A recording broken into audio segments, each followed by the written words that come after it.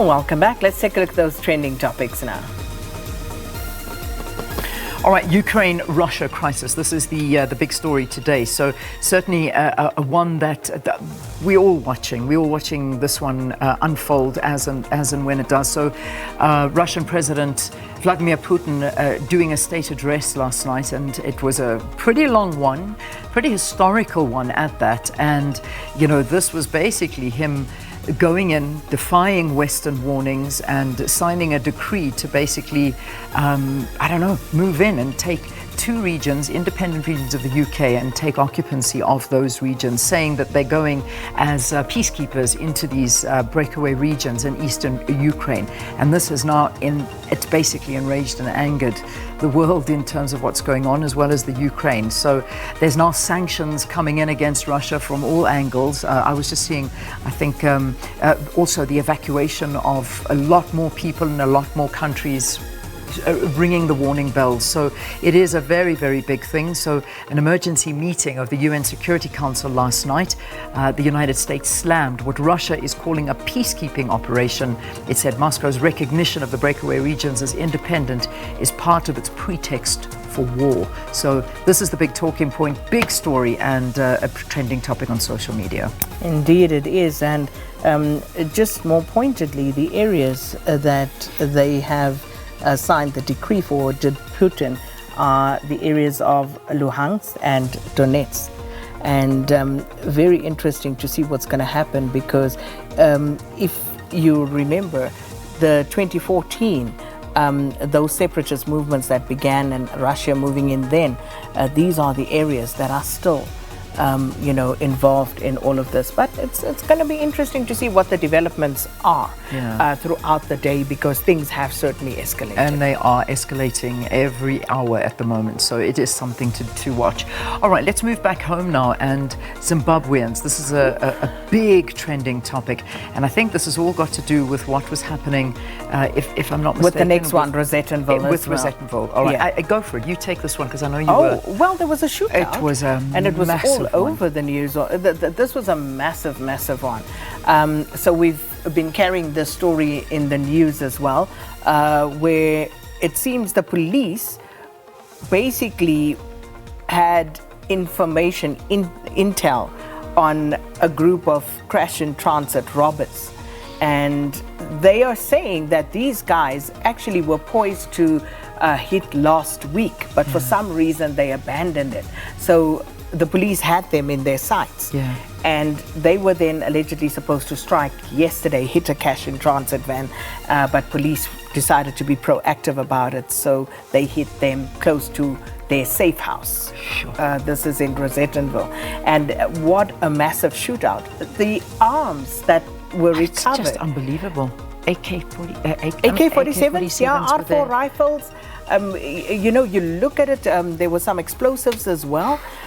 So it is absolutely mind-boggling. So, equally mind-boggling, 8 people killed, 8 that were arrested. These are of the robbers, and 9 still on the run, so 25 in all. Yeah, and 4 police officers are in a critical condition. Yes. 2 in a critical and 4 of them injured. Wounded. Yeah, terrible.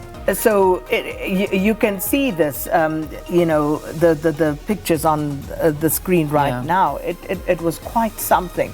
And this, of course, people praising the police, saying that, good to see that the police came out, but this was a specialized team of the South African Police Service, and they are getting quite a lot of praise from the South African public for foiling what would have been another cash in transit heist. And the reason why Zimbabweans come in is because it is said that 20 of the 25 robbers were Zimbabwe. Yeah, I saw that. I've got that in front of me here. This is the root of it all. A gang of 25 gunmen from KZN, Zimbabwe and Botswana were intercepted by police. And they were, just saying 1 from Botswana, 20 from Zimbabwe, and 4 from KZN. All right, so that's hence why Zimbabweans are trending on this one. Then Arthur Fraser, and you saw those, sorry, I beg your pardon, not Arthur Fraser, City Press, but it is coming from that article that we saw coming out in the City Press, and this was all about Arthur Fraser, and it was I think there's been a letter given. So basically, there was an article, and I think this was Jacques Poe who actually penned this article, saying that Arthur Fraser's, one of his university degrees, it was from a prestigious university in London, was fake, and he never ever got it. So Arthur Fraser has hit back and said, what are you talking about? Here is the degree. Here is my qualification.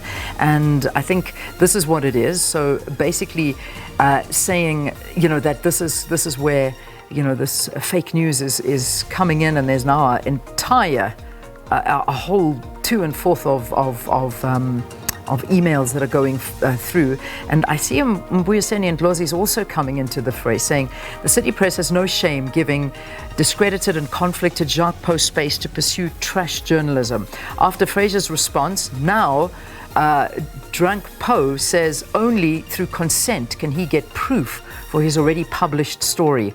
A sober journalist stands by his story and gives proof. So here's a whole story. So this is why the city press is trending, because people are now calling the city press out for publishing that without, checking the veracity of what was contained therein. Arthur Fraser, through his lawyers, releasing a letter, basically a statement from the University of Arts in London, and they basically confirming that he was a student and graduated from that institute. So that's where that's on the 30th of June 1995. That's what the statement says. Anyway, there we go. So that's your trending topics. Let's move into the question of the day now. And this is all ahead of what's happening tomorrow, and that's the Finance Minister delivering the budget speech. And we're asking, what priority areas should Finance Minister Enoch Godongwana focus on in his budget speech tomorrow? Let us know what you think. And I see, thanks to those who've already responded, we'll try and share as many of those as we can. At Morning Live SABC is where you can send your comments as well. All right, we're going to take a break here on the program. Then we're going to be joined by the Human Science Research Council's Senior Research Specialist in Inclusive Economic Development, Dr. Justin Versace. He'll be chatting to us about the budget and different economic successes and skills and all of the things that should be focused on tomorrow. So do stay tuned. That's up after the break.